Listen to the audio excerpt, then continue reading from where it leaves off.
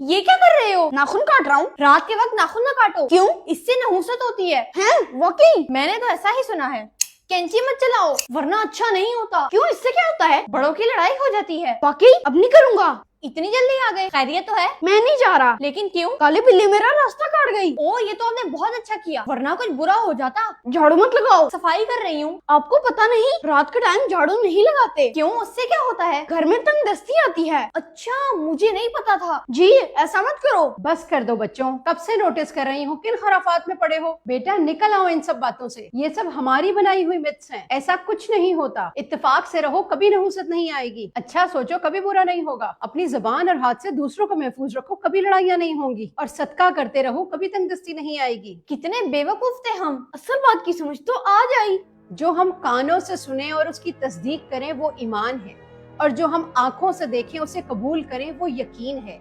हकीकत तो ये है कि हम किसी भी बात की तस्दीक किए बगैर उसे इतनी तेजी से आम करते हैं कि झूठ भी सच लगने लगता है। सच तो ये है कि हकीकत खराफात में खो गई और उम्मत रवायात में खो गई। जितनी मिथ्स नस्लों से चलती आ रही हैं, हमें इस जंजीर को हर सूरत तोड़ना है, अपनी नस्लों में पहुंचने से रोकना है, क्योंकि इन मिथ्स की तस्दीक ना हमने की ना हमें बताने वालों ने। अल्लाह पर भरोसा रखें और तस्दीक जरूर करें, और अपने ईमान को चट्टान की तरह मजबूत करें कि कोई उसे तोड़ ना सके। ये क्या बदतमीजी है? क्यों, क्या हुआ? आप भी जाहिल हो गए हो। आजादी मना रहा हूँ। इस तरह मनाते हैं आजादी? फेंक क्या उसे कचरे में। लेकिन मामा, जो मामा कह रही है वो करो। करतपी और झंडियाँ लगाएं। हाँ चलो। मत लगाओ इसे। लेकिन क्यों मामा? हम आजादी मना रहे हैं। वापस रख के आओ इसे। लेकिन मामा, झंडियाँ तो लगाने दें। जो मामा कह रही है वो करो। करतपी, लाइट लगाने लिए अंकल को बुलाया है मैंने। वो क्यों? 14 अगस्त के लिए घर को सजाना नहीं है। नहीं सजाना बेटा, उन्हें वापस भेज दो। लेकिन मामा, हम आजादी मना रहे हैं। जो मामा कह रही है वो करो। करतपी, आओ आजादी का केक बनाते हैं। ये आइडिया अच्छा है। कोई जरूरत नहीं, वापस रख के आओ अंडे। मामा, आजादी मना रहे हैं। जो मामा कह रही है वो करो। हम सारा साल अपने मुल्क को गालियां देते हैं, इस मुल्क से निकल जाने के तरीके ढूंढते हैं। हमारी 2 नंबरियों की वजह से तो दूसरे मुल्कों ने हम पर वीजे भी बैन कर दिए हैं। मुल्क का नाम डबोकर हम किस मुंह से मनाते हैं आजादी? अगर आज ये बात मैं कायदे आजम या अलामा इकबाल का नाम लेकर शुरू करती तो आप कभी ना सुनते। ये हैं हम कि जिन्होंने आजादी में अहम किरदार अदा किया, उनका नाम तक सुनना पसंद नहीं करते, तो किस मुंह से मनाते हैं आजादी? 14 अगस्त के दिन हमें आजादी याद आ जाती है। हमने इसे वो दिन बना दिया है कि लोग अपनी फैमिली के साथ निकलना महाल समझते हैं। हर तरफ बाजों की आवाजें, केक कटिंग तकरीबात, चरागा और मोटरसाइकिल सलेंसरों की आवाजें, यहाँ तक कि झंडियां तो अगले दिन पाँव के नीचे या गंदे नालों से मिलती हैं। तो किस मुंह से मनाते हैं आजादी? खुदारा मत मनाया करें इस तरह आजादी जहाँ अपने ही आप से तंग हो, जहाँ अपने ही मुल्क के लोग खुद को महफूज न समझें। ऐसी कौम को आजादी मनाने का कोई हक नहीं जो साल बाद एक दिन मोहब्बत का जताने आ जाते हैं। नहीं है आपके मुल्क को आपके इस दोगलेपन की जरूरत, इसे जरूरत है तो आपकी मुखलिसी और दयानतदारी की। आओ जुआ खेलें। क्या कहा? ये जुए वाली गेम बहुत पैसे देती है। वो कैसे? गेम खेलो और पैसे कमाओ। मगर ये तो गलत है। ओ सही गलत कुछ नहीं होता, पैसा पैसा होता है। लेकिन ये पैसा हराम है। ओ हलाल हराम की किसको टेंशन। मामा, क्या हुआ बेटा? मोहम्मद शहीद जुए वाली गेम्स के जरिए पैसे कमाना चाहता है। बेटा जुआ बंद कमरों में खेला जाए या गेम्स में, हर हाल में जुआ लानत है। तो क्या हुआ? आपने कहाँ से देख ली ये गेम? इसकी प्रमोशन तो सब कर रहे हैं। वो पागल है क्या? जी, वो पागल ही है पैसे के पीछे। बेटा उन्होंने हलाल हराम को पीछे रखकर पैसों को तरजीह दी। उनको कोई गर्ज नहीं कि हमारी नस्ल जुए की लत में पड़ जाए। ये तो बहुत गलत रास्ता दिखा रहे हैं। बेटा जिनके माँ बाप ने हलाल खिलाया होता है वो हराम की तरफ देखना भी पसंद नहीं करते। अगर आइंदा आपने ऐसी गेम्स खेली या डाउनलोड भी की तो सजा देने के साथ साथ मोबाइल भी नहीं दूंगी। सॉरी मामा, आइंदा से मैं जुए वाले गेम और ऐप से दूर रहूंगा।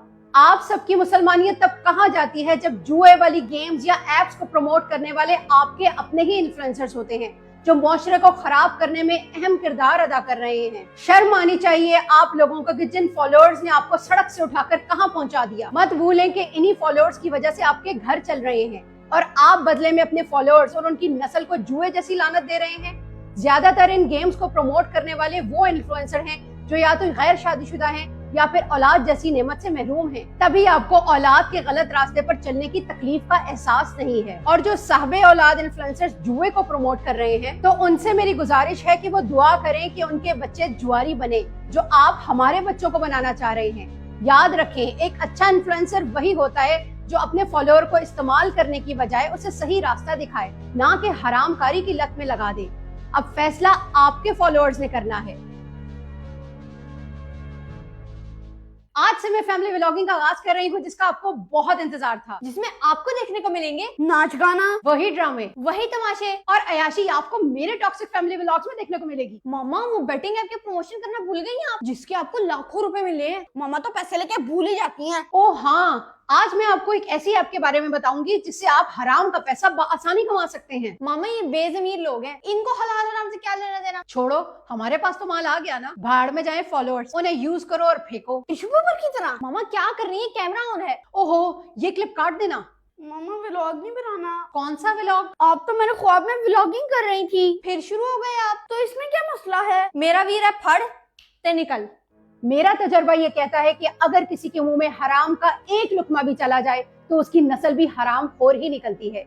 मेरे पास सैकड़ों कमेंट्स और मैसेजेस ऐसे हैं जिसमें नौजवानों ने जुए वाली एप्स को इस्तेमाल करके खुदकुशियां की, औरतों के घर बर्बाद हुए, बच्चे यतीम या दरबदर हुए। लेकिन अगर अकल नहीं आ रही तो इन टॉक्सिक फैमिली ब्लॉगर्स को जो इनको प्रमोट कर रहे हैं, मुझे अपना इल्म और डिग्रियां जमीन पर दे मारनी चाहिए कि अगर मैं इस दलदल के खिलाफ आवाज ना उठा सकूं। कहाँ है वो मौलाना, मुफ्ती या दीनी हजरात जो सोशल मीडिया पर इतने एक्टिव होकर भी आवाज नहीं उठा पा रहे, जिसमें हमारी नस्लों का मुस्तकबिल दांव पर लगा है और इसे आम करने वाले हमारे चंद टॉक्सिक फैमिली ब्लॉगर्स के हैं। आप पांचों बहनें स्विमिंग पूल में नहाएं, 6-6 फीट के मर्द लाइव बैठकर ठुमके लगाएं या कोई हिजड़ा बनकर यस चैलेंज करें। आप मस्खरे हैं, एंटरटेन करें, लेकिन जहां आप हमारे बच्चों को इस दलदल में फंसाएंगे वहां सबसे पहले आप मुझे ही अपने सामने खड़ा पाएंगे।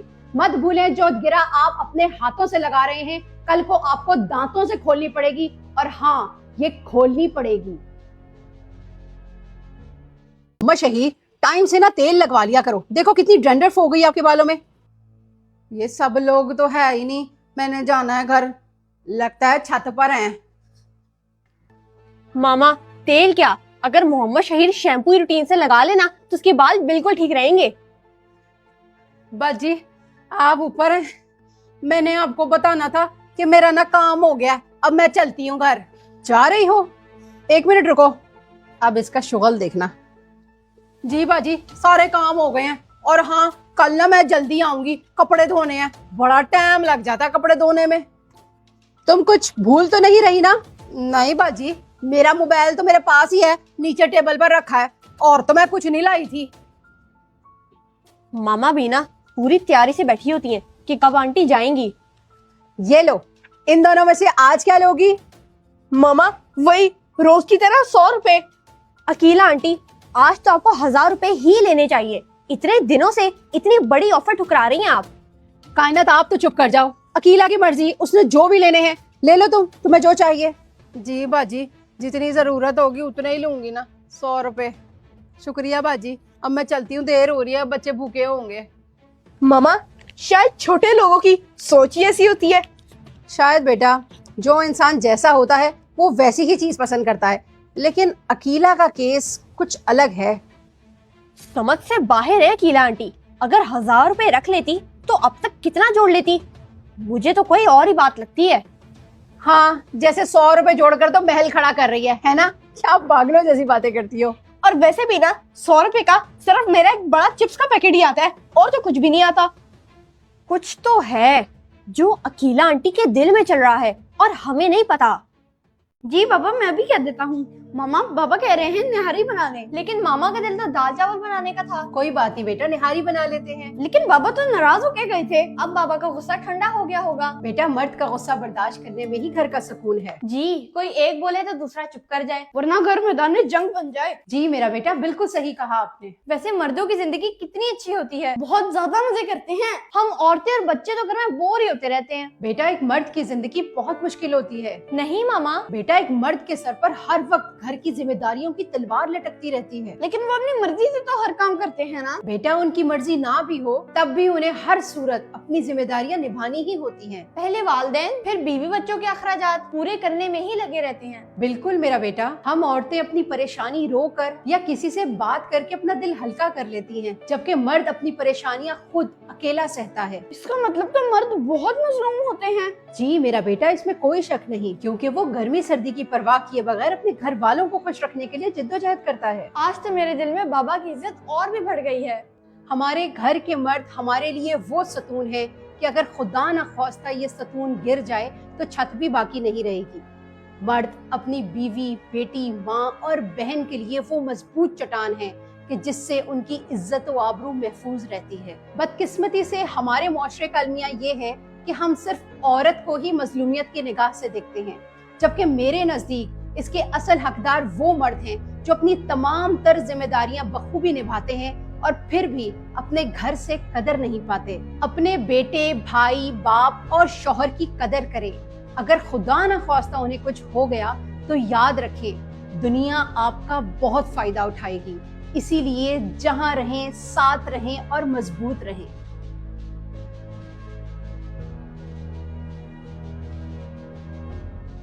लड़के बेचारे तो जलील ही होते हैं। लड़के और बेचारे चाचू को ही देख लो, अच्छे भले तो हैं, क्या हुआ? नौकरी नहीं है तो दादा बुआ दादू से कितनी बेइज्जती कराते हैं। लड़कों को बेइज्जती का कोई असर नहीं होता। क्यों? वो इंसान नहीं होते। बेरोजगार लोगों की कोई इज्जत नहीं करता। क्या खाली जेब कोई इज्जत नहीं होती? मेरा बेटा, अगर आज कोई नौजवान बेरोजगार है तो उसको सबसे बड़ी सपोर्ट उसके घर से ही मिलनी चाहिए। तो ये पेरेंट्स की गलती हुई ना? जी, ये एक तल्ख हकीकत है कि खाली जेब बेटा माँ बाप को और शौहर बीवी को बुरा लगता है। कम से कम अपनों को तो ऐसा नहीं करना चाहिए ना। जी बिल्कुल, उन्हें सोचना चाहिए कि अगर उनका बेटा बेरोजगार है तो वो हमेशा ऐसा नहीं रहेगा, लेकिन हाँ, इस मुश्किल वक्त में वो बहुत से असल चेहरे जरूर देख लेगा। अगर ये मुश्किल वक्त मुझ पे आया तो मैं आपको भरपूर सपोर्ट करूंगी, क्योंकि सपोर्ट सबसे पहले माँ बाप से शुरू होती है, और अगर बीवी हो तो बीवी से। वाकई जब अपनों की सपोर्ट हो तो बाहर वालों की बातें बुरी नहीं लगती। अपनों को समझना चाहिए कि खोटा सिक्का हमेशा खोटा नहीं रहता। अगर आज उसका वक्त नहीं है तो कल उसका वक्त जरूर आएगा, और जब वक्त आएगा तब वो बताएंगे।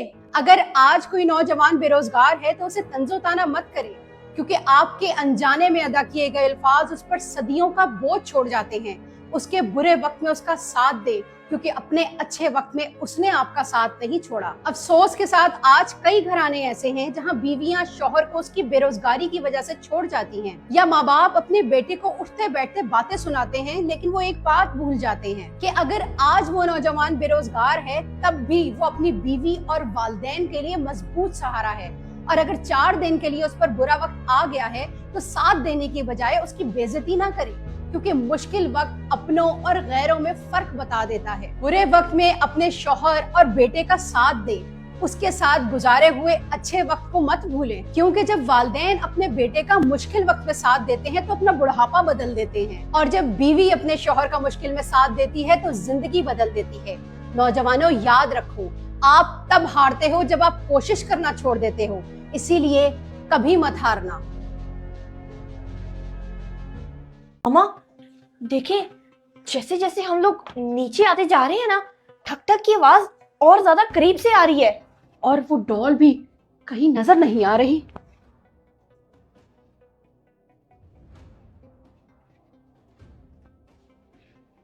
मामा ये आवाज तो बाहर से आ रही है। क्या? देखो, ये क्या कर रही है बाहर? इतना नुकसान तो हम पहले ही भुगत चुके हैं।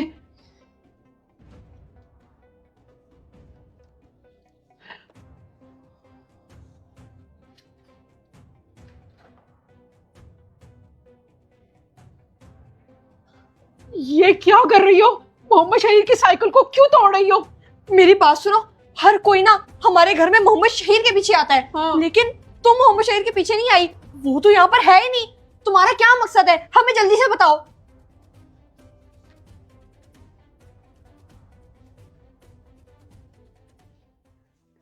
कायनात, क्या करना है इसका? मामा मुझे क्या पता, आप इस डॉल को लाई हैं, आप जाने और वो जाने, मैं तो आपको जानती भी नहीं। इतना इस डॉल का खौफ कि माँ को ही पहचानने से इनकार कर दिया। वाह भाई वाह।